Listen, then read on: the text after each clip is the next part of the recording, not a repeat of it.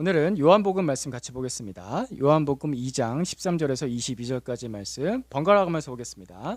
유대 사람의 유월절이 가까워져서 예수께서 예루살렘으로 올라가셨다. 그는 성전 뜰에서 소와 양과 비둘기를 파는 사람들과 돈 바꾸어 주는 사람들이 앉아 있는 것을 보시고 노끈으로 채찍을 만들어 양과 소와 함께 그들을 모두 성전에서 내쫓으시고 돈 바꾸어 주는 사람들의 돈을 쏟아버리시고 상을 둘러 엎으셨다. 비둘기 파는 사람들에게는 이것을 걷어 치워라. 내 아버지의 집을 장사하는 집으로 만들지 말아라 하고 말씀하셨다. 제자들은 주님의 집을 생각하는 열정이 나를 삼킬 것이다 하고 기록한 성경 말씀을 기억하였다. 유대 사람들이 예수께 물었다. 당신이 이런 일을 하다니 무슨 표징을 우리에게 보여주겠소? 예수께서 그들에게 말씀하셨다. 이 성전을 허물어라. 그러면 내가 사흘 만에 다시 세우겠다. 그러자 유대 사람들이 말하였다. 이 성전을 짓는데 46해나 걸렸는데 이것을 사흘 만에 세우겠다고요? 그러나 예수께서 성전이라고 하신 것은 자기 몸을 두고 하신 말씀이었다.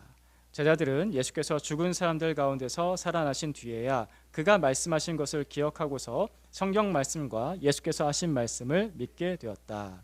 아멘. 종교와 세상이 만나는 자리가 있습니다. 그곳을 이렇게 부르곤 하죠. 신전이다, 성전이다, 사찰이다, 성당이다, 모스크다 라고 부르곤 합니다. 각자의 종교마다 그들의 신을 만나는, 종교와 세상이 만나는, 종교와 세상이 만나는, 사람이 만나는 그 중간 지대를 만듭니다. 신자들은 그곳에서, 그 중간 지대에서 우리는 신을 만날 수 있다, 우리는 신에게 복을 빌 수 있고 우리는 신에게 복을 받을 수 있다라고 생각합니다. 그 중간 지대를 만납니다.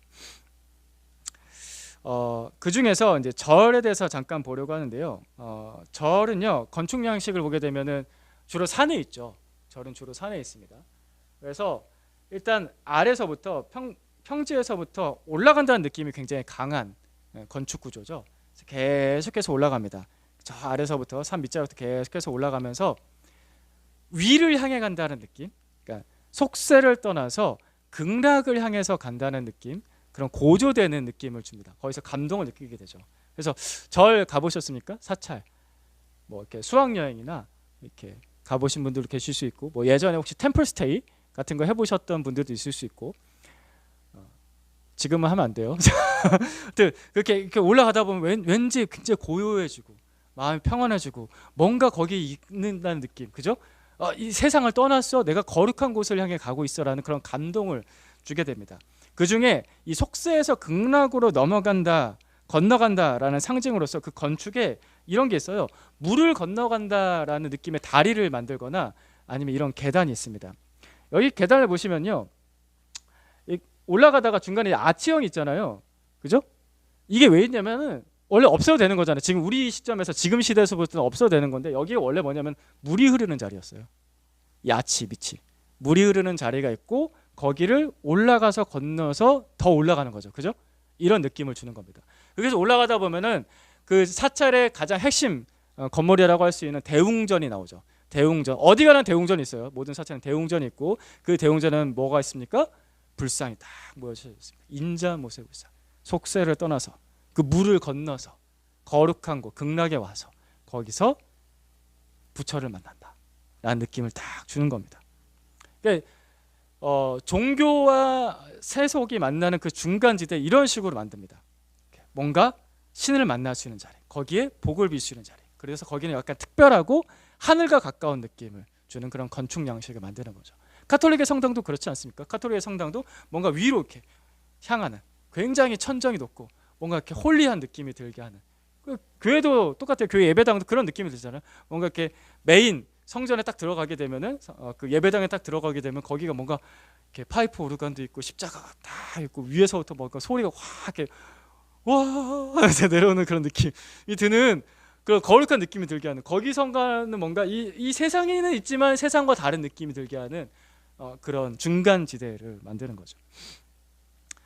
그래서 이 속세를 떠나서 천국에 간다, 이 속세를 떠나서 극락에 간다라는 느낌을 주는 건축물인데, 그렇다고 해서 이 신자들이 실제로 세상을 떠나나? 그건 아니죠. 실제로 세상을 떠나는 거 아닙니다. 그건 아니라 성전은, 사찰은, 모스크는 잠깐 갔다 오는 거죠. 뭐 하러? 그 중간지대에 가서 그 신을 만나서 그 신에게 복을 빕니다. 잘 좀 봐주세요. 저에게 복을 주세요. 저희 자녀들 잘 되게 해주세요. 라고 복을 빌고서 다시 어떻게 합니까? 세상으로 돌아옵니다. 돌아와서 받은 복을 누리면서 사는 거죠. 그러니까 이 성전이라는 곳이요, 잠깐 다녀오는 곳으로 만든다는 거예요. 잠깐 다녀오는 거. 거기서 영원히 살겠다 이런 건 아니에요. 그죠? 내가 이제 세상을 떠나겠다 그런 건 아니에요. 그런 거 생각하는 사람은 굉장히 소수만 생각을 하죠. 성경에서 보면 다윗 같은 사람, 주의 집에서의 하루가 다른 곳의 첫날보다 나은지, 이런 사람들만 나는 이 세상에 미련이 없습니다, 주님과 영원히 살겠습니다 하는 사람은, 그런 사람들 굉장히 소수가 있는 거예요. 그 외에는 잠깐 다녀옵니다. 종교와 세상이 만나는 이 중간지대, 종교성과 세속성이 타협하는 이 지점. 그래서 이 중간 타협점을 잘 만들어야 돼요. 이 중간 타협점을 정확하게 아주 절묘한 지점에 잘 만들어야 많은 사람들이 쉽게 와요. 그리고 또 쉽게 돌아갈 수 있어요. 이게 너무 멀면 안 돼요. 너무 멀면 가기가 힘들어요. 가기도 힘들고 돌아갈 수가 없다는 느낌이 들잖아요. 그러니까 중간 타협 지점을 잘 만들어야 돼요. 너무 세속적이면 종교적 만족이 떨어지고, 너무 종교적이면 세상에 대한 미련이 남잖아요. 그 중간 타협점을 잘 만들어야 사람들이 많이 모이고 그런 종교가 부흥합니다.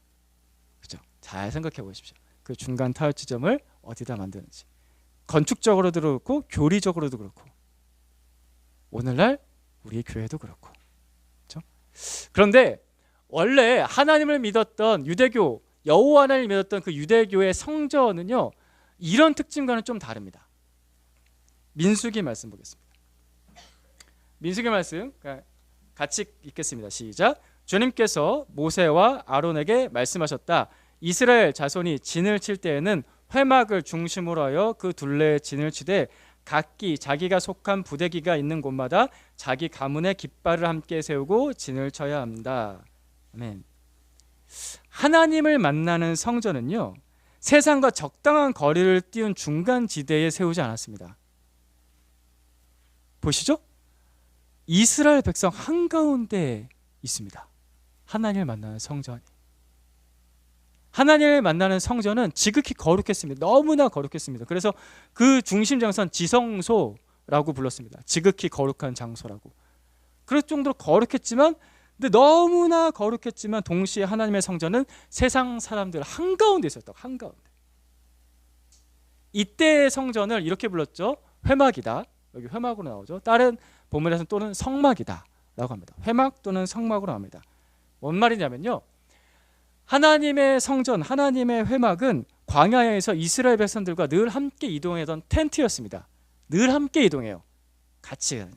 그래서 이 60만 대군이 이집트를 탈출해서 광야길을 걸어갈 때 계속 이동을 하면서 중간중간에 진을 치잖아요. 멈추잖아요. 멈출 때 하나님의 성막이 한가운데 딱 자리를 잡아요. 여기가 센터예요. 여기가 쉬면 다 쉬는 거예요. 딱 센터를 잡으면은 동서남북 그 주변으로 12지파가 자기 텐트들을 쫙 펼치고서 있는 겁니다. 그 하나님의 성막 위에는 낮에는 뭐가 있습니까? 구름 기둥이 있어요. 밤에는 뭐가 있어요? 불 기둥이 있어요. 그래서 지난주 말씀 기억하시죠? 에덴 동산 중앙에 뭐가 있어요? 생명나무와 선악을 알게 하는 나무가 있었어요. 그거 왜 있었을까요? 하나님과의 관계를 기억하러 그게 있었다고요? 그거 기억하시죠? 똑같이 하나님의 성막이 중앙에 있어요. 거기에 구름 기둥과 불 기둥이 세워져 있습니다. 중앙에 있기 때문에 우리가 하나님과 어떤 관계에 있는지를 늘 바라보는 거예요. 어딜 가든지 거기가 보여요. 하나님이 우리와 함께 계신다. 하나님이 우리와 동거하신다. 하나님께서 우리와 동행하신다. 이런 하나님. 이스라엘의 하나님은요, 가끔 보러 가는 신이 아니었어요. 이스라엘의 하나님은요, 그냥 잠깐 복을 빌러 갔다가 다시 돌아오는 그런 신이 아니었습니다. 늘 동행하시고 동거하시는 하나님. 하나님의 움직이는 이 성막은 그런 하나님, 우리와 함께 하시는 하나님, 우리 가운데로 침투해서 들어오시는 하나님, 그런 하나님을 가장 선명하게 보여줍니다. 근데 이제 광야 생활이 끝나지 않습니까? 40년 광야 생활이 끝나고 가나안 땅에 들어가서 정착을 해요. 정착을 했기 때문에 생활 방식이 변하잖아요. 텐트 치고 이동하다가 이제는 집 짓고 산다고요. 모든 백성들이 더 이상 움직이지 않아요. 그러니까 형식도 변하게 되겠죠. 사람들이 집 짓고 사니까 성전도 생기는 것이 필요했던 것입니다. 그래서 건축을 하게 됩니다. 그래서 건물로서의 성전으로 바뀌게 되는데, 하지만 하나님께서 우리의 중심 되신다라는 그 신앙을 기억하는 성전의 역할은 변하지 않습니다. 성전을 건축하고 나서 솔로몬이 건축하지 않습니까? 솔로몬이 건축하고 나서 솔로몬이 드렸던 기도입니다. 열왕기상 8장 30절 말씀 같이 봅니다. 시작. 그리고 주님의 종인 나와 주님의 백성 이스라엘이 이곳을 바라보며 기도할 때 그 기도를 들어주십시오. 주님께서 계시는 곳 하늘에서 들으시고 들으시는 대로 용서해 주십시오. 솔로몬이 이때는 믿음이 좋았을 때요. 솔로몬이 굉장히 믿음이 좋았을 때, 아버지 다윗에 따라서 정말 좋은 믿음을 가지고 있을 때 성전을 잘 짓고 나서 주님께 기도하며, 주님, 우리가 주님을 바라봅니다. 다른 데 바라보지 않고 우리가 주님을 바라봅니다. 저도 주님을 바라보고 주님께만 기도할 겁니다. 이 모든 백성이 우리 주님만 바라보면서 기도할 겁니다. 라고 하는 그 하나님이 중심되는 신앙을 고백하면서 기도하고 있습니다. 성전의 역할은 그거예요. 하나님이 우리의 중심 되신다. 하나님이 우리와 함께 계신다. 멀리 계시지 않고 가끔 보지 않고 늘 함께 계신다. 근데 이 믿음이 참 좋은데 안타깝게도 이 믿음이 오래가지 않았다라는 겁니다. 사실 이 기도를 드린 솔로몬이 제일 먼저 타락을 해요. 이방 여인들과 결혼하면서 이방 신들을 섬기고 우상 숭배를 합니다.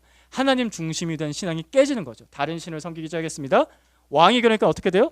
다른 백성들 다 쫓아가는 겁니다. 그래서 이 솔로몬의 성전이 굉장히 화려하고 웅장했다고 합니다. 멋있었다고 합니다. 근데 그 화려했던 그 솔로몬의 성전은 BC 586년, 주님 오시기 전 586년에 바벨론 제국에 의해서 철저하게 파괴가 되고, 그리고 이스라엘 백성들은 그 바벨론으로 포로로 끌려가게 됩니다.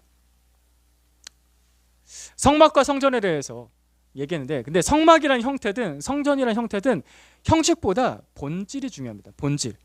하나님께서 중심이 되는 신앙, 이 본질이 틀어지게 되면은 아무리 좋고 아무리 거룩해 보이는 성전이라 할지라도 종교성과 세속성이 타협하는 중간지대로서의 역할로 타락을 하게 됩니다. 적당한 지점. 하나님 그냥 적당한 곳에 계세요. 우리 중심에 계시지는 말고. 그러니까 제가 가끔 갈게요. 그런 식의 신앙으로 타락하게 됩니다. 오늘 본문에서 예수님께서 분노하신 곳은 그런 성전을 말합니다. 예루살렘 성전은 총 3번 지어집니다. 이게 첫 번째 성전이었고, 두 번째 성전이 수룹바벨이 지었던 성전이 있고, 세 번째 성전이 헤롯이 지은 성전입니다. 오늘 본문에 나오는 요한복음 2장에 나오는 성전이 그 세 번째 성전입니다.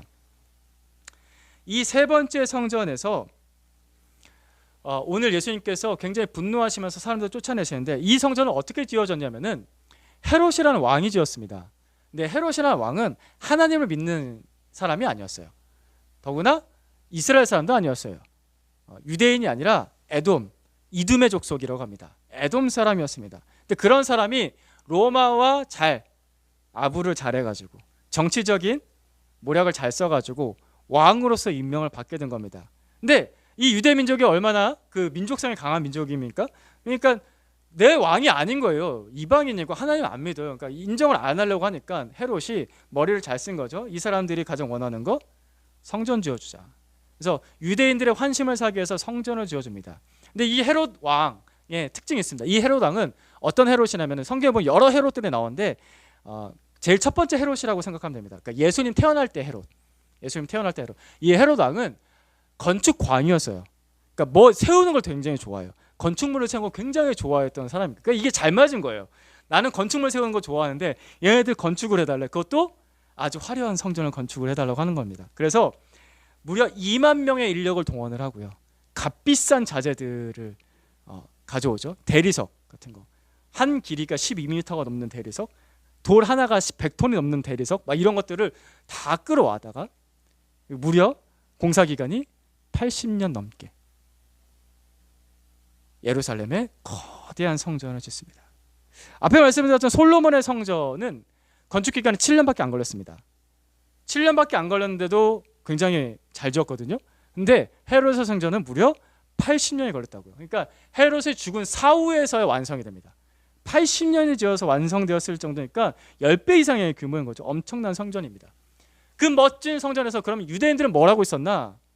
오늘 본 말씀 13절과 14절 말씀 번갈아 가면서 보겠습니다. 제가 13절 읽겠습니다. 유대 사람의 유월절이 가까워져서 예수께서 예루살렘으로 올라가셨다. 그는 성전뜰에서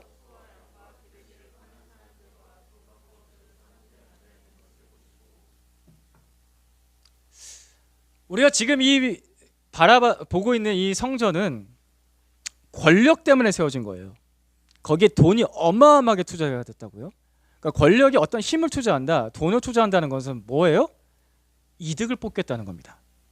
권력과 돈으로 세워진 성전이고 그 권력에 의해서 임명된 대제사장들이었습니다. 그러니까 이때 당시의 대제사장은 레이지파 아론 계열로 내려오는 그런 혈통에 따르는 진짜 대제사장이 아니라 로마가 임명한 대제사장입니다. 그러니까 권력과 돈에 의해서 세워진 성전과 그런 종교 지도자들이었으니 투자한 만큼 이윤을 뽑아야겠다고 생각한 겁니다. 그래서 합당한 이유를 만들어야 되는 거죠. 하나님께 제사를 드려야 되는데 제물이 필요하다. 근데 그 제물은 깨끗하고 거룩한 제물이어야 된다. 그걸 어디서만 살 수 있냐? 성전 뜰 안에서만 살 수 있다. 라고 시스템을 만든 겁니다. 거기서 장사를 하고 돈을 벌고 그 돈의 마진 중에 이윤 중에 얼마는 갖다 바치고, 이런 식의 시스템이 여기 안에서 만들어진 겁니다. 상상을 한번 해보십시다. 성전을 가는데 시끌벅적한 시장 한복판을 지나갑니다. 여기서 염소 울고 양 울고 비둘기 막 바다다다 날아다니고 돈 바꾸고, 돈도 함부로 쓰면 안 돼요. 해외에 있는 돈으로 바로 재물을 살 수가 없었어요. 그때는 어떤 돈이냐면은 이스라엘에서만 쓰는 돈으로 환전을 해야 돼요. 그 환전하게 되면 환전할 때 또 어떻게 돼요? 이윤이 또 남아요. 그죠? 달러 바꿀 때 그죠?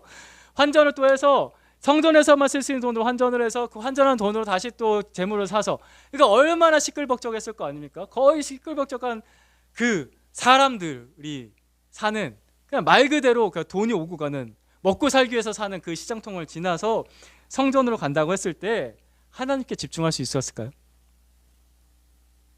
굉장히 어려웠겠죠. 그리고 여기서 이제 이 상상하는 그림을 그려보면 성전과 시장, 와, 그림이 절묘하지 않습니까? 성전과 시장, 종교성과 세속성이 절묘하게 타협을 마주치는 그 자리. 그러니 거기에는 하나님은 계시지 않았습니다. 권력이 있고 돈이 있고 사람들의 적당한 만족만 있었던 것이죠. 그래서 예수님께서 이렇게 행동을 하십니다. 15절 16절 말씀, 제가 15절 읽겠습니다. 노끈으로 채찍을 만들어 양과 소와 함께 그들을 모두 성전에서 내쫓으시고 돈 바꿔주는 사람들의 돈을 쏟아버리시고 상을 둘러 엎으셨다. 비둘기 파는 사람들에게는 이것을 걷어치워라. 내 아버지 집을 장사하는 집으로 만들지 말아라 하고 말씀하셨다. 예수님께서 굉장히 분노하셨죠. 근데 분노하시면서도 여기서 이렇게 말씀하세요. 내 아버지 집이라고 부르십니다. 내 아버지 집이다. 내 아버지 집이다. 이것은 그 옛날에 광야에서 이스라엘 백성들이 하나님과 같이 동행하고 동거했던 것보다 더 친밀한 관계를 보여주죠. 물론 예수님이 하나님의 아들이시니까 내 아버지 집이라고 할 수 있어요. 근데 이거를 큰 소리로 말씀하셨다고, 다른 사람 다 듣도록 여긴 내 아버지 집이야 라고 말씀하셨다고요. 이 말씀은 예수님께서 뭘 하러 오셨는지를 보여주죠. 사람과 하나님 사이의 관계를 회복시켜 주러 오신 그런 하나님의 아들 메시아 그리스도이심을 보여주는 말입니다. 내 아버지 집이다. 우리의 아버지 집이다. 왜 이렇게 강도의 소굴로 만듭니까? 장사치의 소굴로 만듭니다. 예수님께서 굉장히 화를 내셨습니다. 회복을 말씀하시는데, 내 아버지 집이라고 회복을 말씀하시는데, 근데 예수님의 회복은 적당한 개선을 말씀하지 않았습니다. 적당한 개선이 아닙니다. 예수님 지금 잘 보세요. 상상을 해보세요. 오늘 말씀드리면서 계속해서 바라봐야 될 분은 예수님입니다. 예수님께서 어떤 행동을 하시고 어떤 목적을 가지고 어떤 의도를 가지고 행동하시나 예수님 잘 보십시오. 주님께서는 지금 성전에서 장사하는 사람들을 다 내쫓으셨습니다. 다 몰아내셨습니다. 적당한 개선을 하지 않으셨다고요. 그러니까 예를 들어서 예수님께서 야, 여기 왜 이렇게 시장통이 너무 길어. 야, 20m로 끊어. 여기 몇 팀 왔어? 몇 팀? 30팀 왔어? 야, 20팀 나가. 야, 매주 안식일마다 10팀씩만 와. 10팀씩만 와. 너무 시끄러 라고 적당하게 타협하지 않으셨어요. 개선하는 정도가 아니었어요. 야, 너무 시끄러우니까 저 10m 밖으로 더 빠져봐.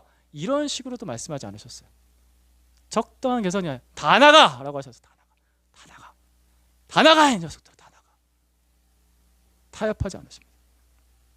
우리 주님께서는 신앙이 타락할 때마다 성전, 유대교의 그 핵심 센터를 매번 무너뜨리셨다고요. 3번이나 무너뜨리셨어요. 하나님이시잖아요. 하나님의 성전이잖아요. 웬만하면 좀 봐줄만도 하신데, 그죠? 하나님의 성전인데 거룩한 장소로 예배드리는 장소를 만들었는데 신앙이 타락할 때마다 봐주지 않으시고 그 센터를 철저하게 깨뜨려서 무너뜨리셨어요. 3번이나. 지금은 성전도 없어요. 여러분 나중에 혹시 예루살렘에 이렇게 여행 가시거나 성지순례라고 하죠. 가실 때 예루살렘에 성전 보러 가야겠다. 모르시고 하시는 얘기예요. 성전 없습니다. 예루살렘에 지금 뭐가 세워져 있냐면요. 이슬람의 모스크가 세워져 있습니다. 성전이 세워졌던 그 자리에. 더 이상 성전은 없습니다. 그래서 하나님께서 타협하지 않으세요.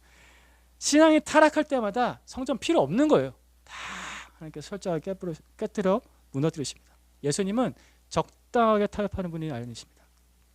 예수님 그냥 무너뜨리세요. 그래서 오늘 말씀 이렇게 말씀하시죠. 19절, 20절, 21절. 19절 말씀 먼저 읽어주십시오. 시작. 예수께서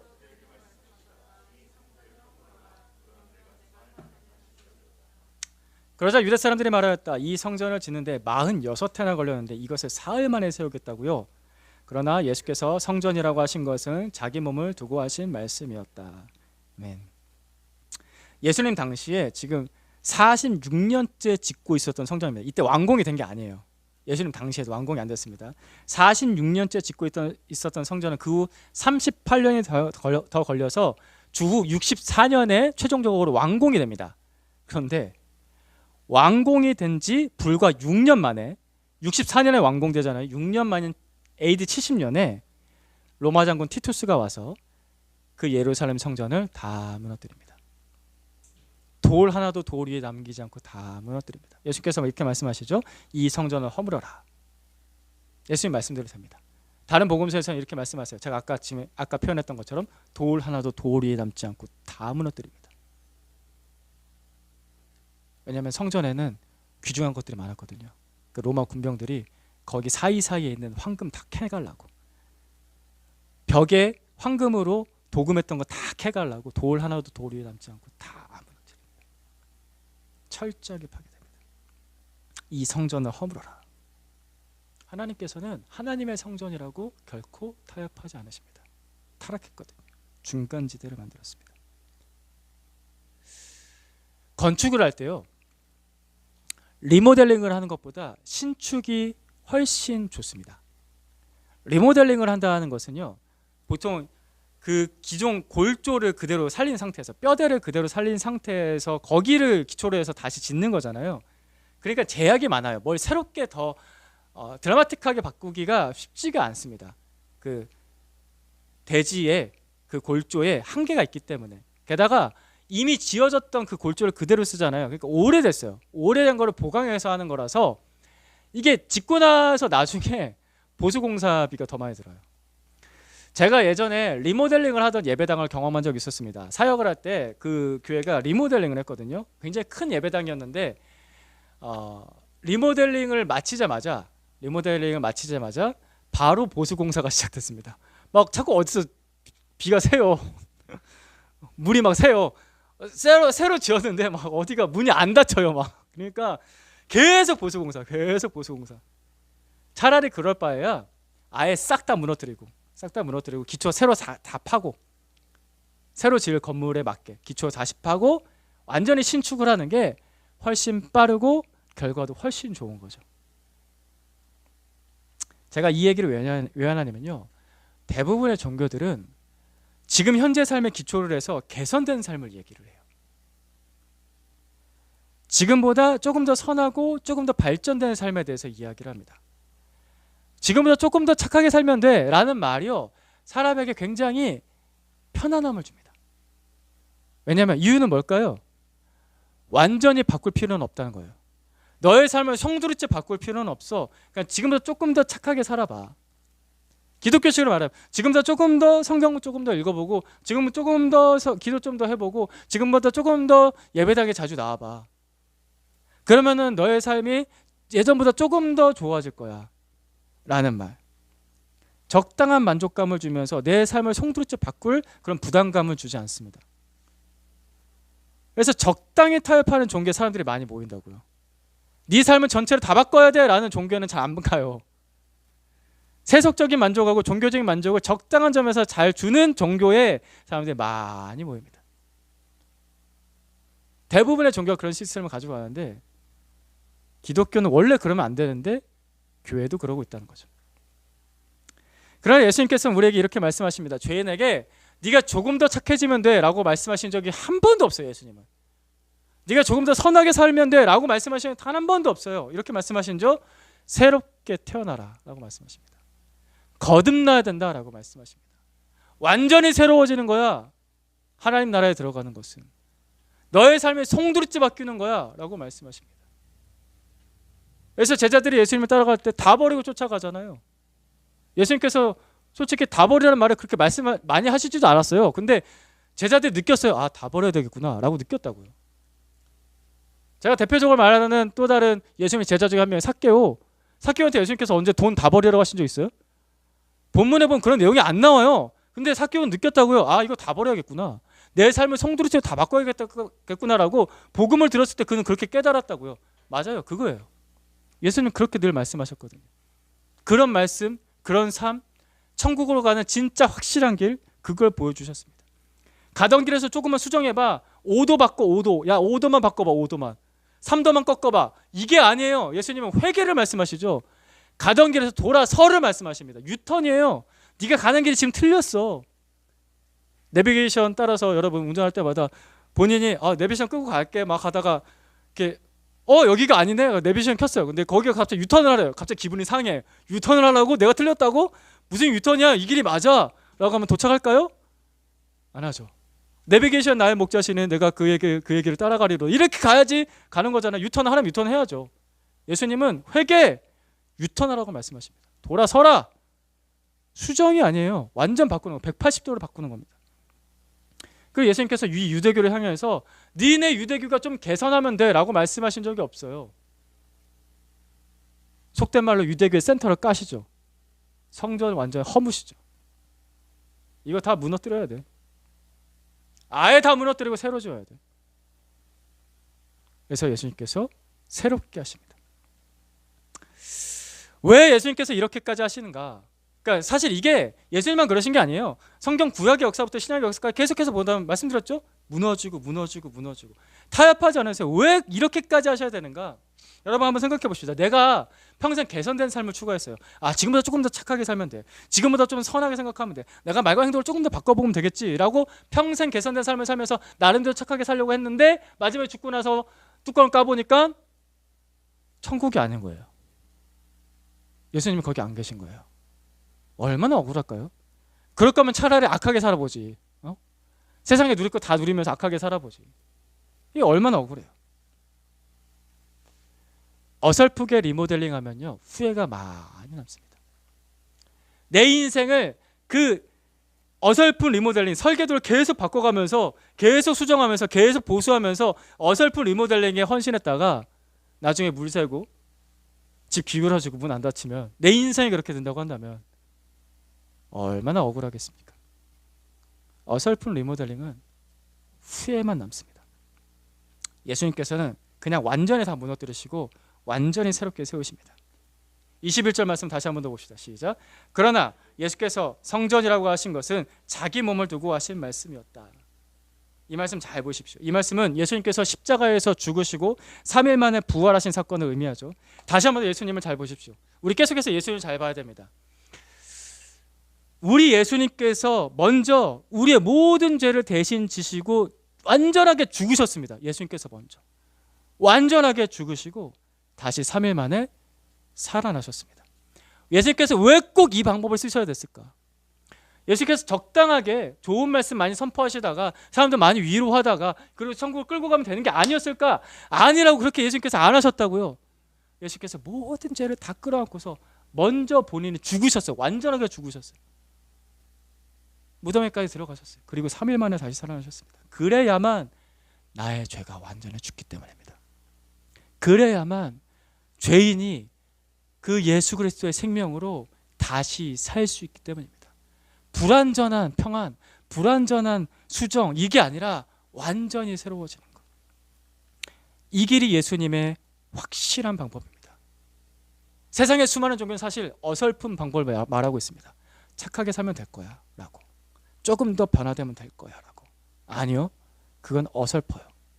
예수님은 확실한 방법을 보여주십니다. 이 길이 모든 죄인이 구원받을 예수님께서 열어놓으신 그 유일한 길입니다. 죽고 사는 겁니다. 그러면 죄인이 비로소 예수님 안에서 하나님을 만납니다. 예수님께서 우리를 위한 진짜 성전이 되어주신 거예요. 적당한 타협은 되지 않습니다. 여러분, 내 안에, 나의 삶에, 내 마음속에, 내 생각 속에, 내 관계 속에 종교성과 세속성이 서로 손을 잡는 중간지대가 있을 겁니다.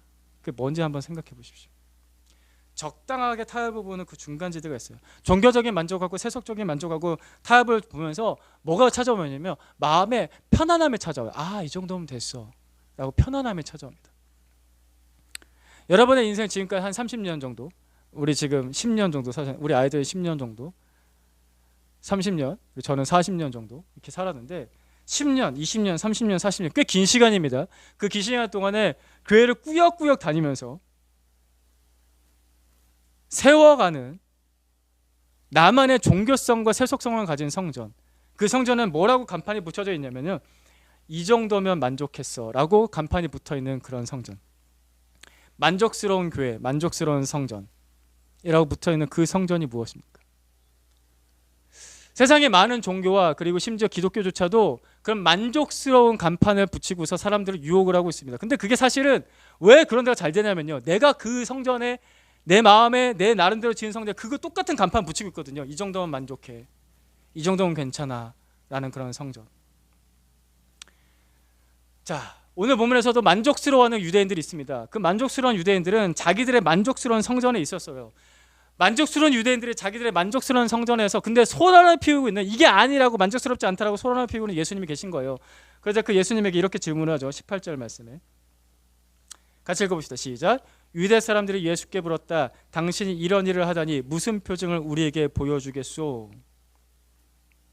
예수님께서 무슨 표징을 그들에게 보여주셨습니까? 예수님께서는 절대 무너지지 않을 것 같았던 그 헤롯의 성전, 그 세상 권력과 종교 권력을 완전히 무너뜨리십니다.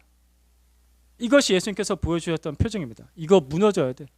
그리고 진정한 성전이신 예수님 자신을 우리에게 주시는 거죠. 이게 내가 너에게 보여주는 표징이다. 예수님은 무너뜨릴 수 있습니다.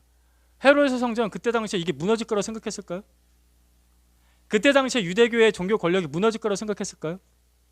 그 타락했던 그 세상 권력과 그 막강한 힘이 무너질 거라고 그때 당시에 사람들이 생각했을까요?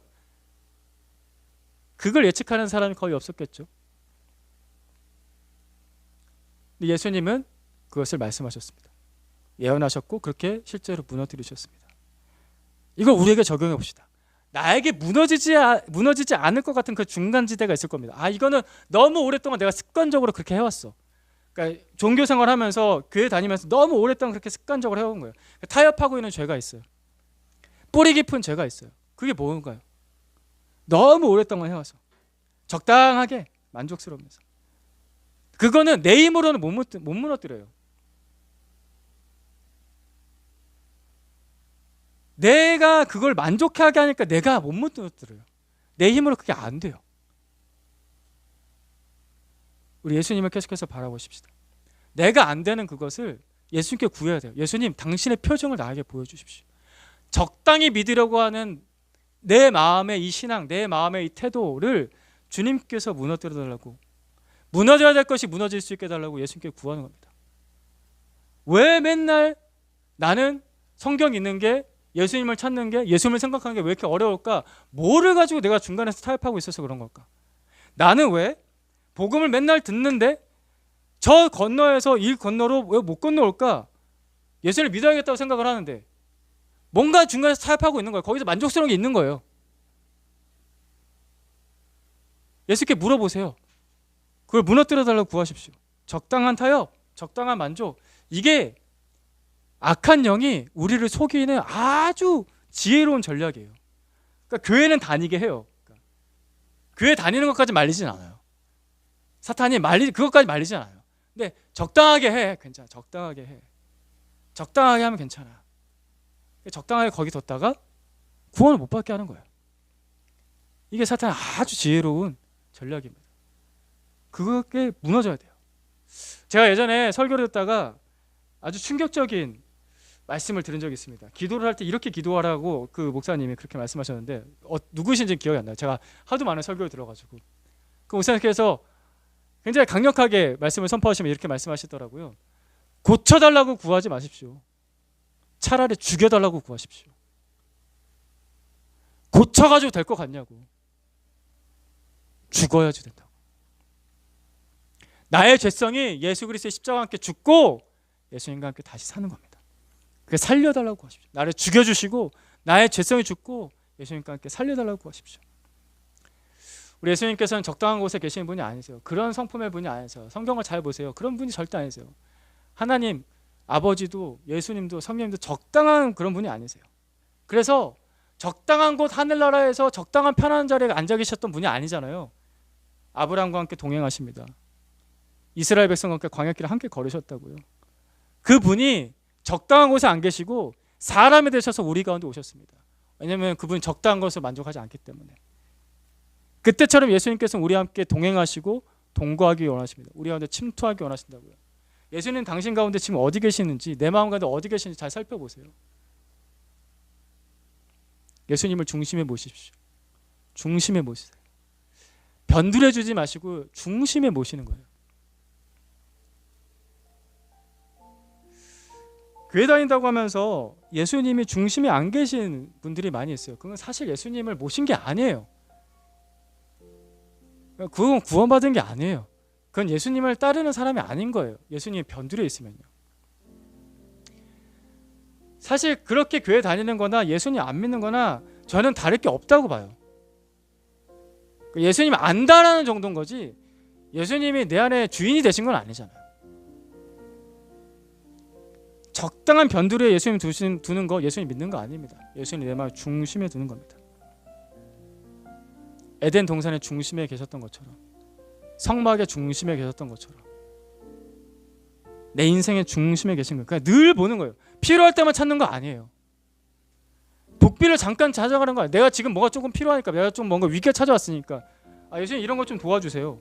그거 해도 되는데 그럴 때만 예수님 찾지 마시라고요. 그거 예수님 믿는 거 아니에요. 그렇게 예수님 찾는 거랑 그렇게 부처님 찾는 거랑 그렇게 알라를 찾는 거랑 뭐가 달라요? 그렇게 마리아 찾는 거랑 뭐가 다르냐고. 그거 예수님 믿는 거 아닙니다. 그럼 구원 못 받습니다. 예수님 보세요. 다 무너뜨리시잖아요. 그거 아니라고. 적당하게 타협하지 않으세요. 중심에 예수님을 모시고 예수님을, 그분을 날마다 매 순간마다 의지하는 거예요. 예수님, 제가 타협하고 있는 게 이게 안 무너져요. 예수님, 가짜 성전을 내 안에서 무너뜨려 주시고 성전이라고 그럴듯하게 만들어 놓고 종교적인 색채는 다 그려놓고서 나는 교회 다니니까 성경 보니까 예배 드리니까 라는 그런 그럴듯한 성전을 만들어 놓고서 적당하게 만족하고 있는 이거 무너뜨려 주십시오. 예수님이 나의 진짜 성전이 되어 주십시오. 그렇게 구하십시오. 우리 십자가 지신 예수님은 이 일을 하려고 우리에게 오셨습니다. 적당하게 하려고 십자가 지셨을까요? 3일 만에 부활하신 예수님은 이 일을 하려고 우리에게 오셨습니다. 적당하게 하려고 이 일을 이렇게 죽었다가 다시 살아나셨을까요? 그분은 결코 적당한 분이 아니십니다. 예수님, 제 안에 진짜 성전 되어 주십시오 라고 우리 같이 한번 기도하십시다. 기도하겠습니다.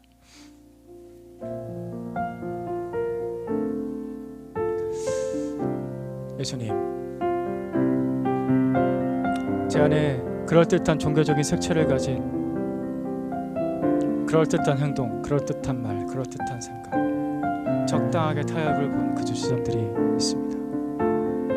교회는 나왔지만 예수님이 중심에 계시지 않습니다. 예배는 드리지만 예수님께서 정말 나의 주인 되신다 고백하기에 부끄럽고 힘이 듭니다. 주님, 이런 거짓된 신앙을 무너뜨려 주십시오. 가짜 신앙을 무너뜨려 주십시오. 예루살렘 성전을 3번이나 무너뜨리셨던 우리 주님, 그 좋은 곳을, 그 멋진 곳을, 하나님을 예배를 드리는 곳을, 하나님 우리 안에도 무너져야 될 것들이 많습니다. 주님 앞에서 진실하게 반응할 수 있게 해주십시오. 주님 앞에서 거짓 없이 반응할 수 있게 해주십시오. 적당하게 하나님 찾고 적당하게 하나님께 기도하는 그 모든 것들 다 무너뜨려 주시기 바랍니다. 예수님 우리 인생의 중심 가운데 계셔서 주님께서 주인 되시고 주님을 따르는 삶을 바르게 살 수 있도록 주님 도와주시옵소서.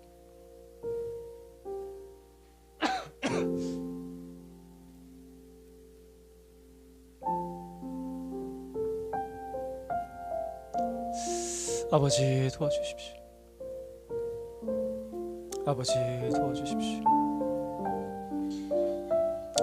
아버지 도와주십시오. 언제까지 이렇게 교회 다닐까요? 언제까지 이렇게 예수 믿는 척을 할까요? 언제까지 이렇게 어정쩡하게 하나님 이것도 아니고 저것도 아닌 그곳에서 적당하게 만족하고 있을까요? 하나님 불쌍히 여겨 주십시오. 주님 주님의 복음이 그 말씀이 우리를 두드려 주시고 아버지 우리 인생을 뒤흔들어 주시고 하나님 아버지 우리의 삶에 하나님 아버지 그릇된 것들 없어져야 될 것들을 다 무너뜨려 주십시오. 예수님 주님께서 진짜 성전이 되어 주십시오. 우리의 삶을 바르게 세우는 신앙을 바르게 세우는 하나님과의 관계를 회복하는 주님 진짜 성전이 되어 주십시오. 예수님께서 가셨던 그 길을 바르게 걸어갈 수 있기를 합니다. 주님과 함께 죽기를 합니다. 진짜 죽기를 합니다. 십자가에 못 박혀 죽기를 합니다. 정말 죽기를 합니다. 아버지 우리의 죄가 정말 이 세상 사랑하고 나를 만족하게 하는 하나님 그 모든 악한 죄가 예수님과 함께 그 십자가에 죽기를 합니다. 그리고 예수님과 함께 살기를 합니다. 그 부활의 생명으로 바르게 살기를 합니다. 주와 함께 죽고 주와 함께 살기를 합니다. 주님 바라봅니다. 주님 이 일을 우리에게 해주십시오. 내가 무너뜨리지 못하는 것들을 주님께서 무너뜨려 주시고 내가 세우지 못하는 것들을 주님께서 세워주십시오. 하나님 이 자리에 있는 이 한 사람 한 사람들이 아버지 주님 앞에 그렇게 진실하게 반응할 수 있도록 하나님께서 계속해서 일하여 주시기를 합니다. 하나님 어리석은 자가 되지 말게 해주시고 거짓에 속는 자가 되지 말게 해주시고 참 진리 안에서 하나님 우리가 바르게 진리를 따라갈 수 있도록 도와주여 주시옵소서.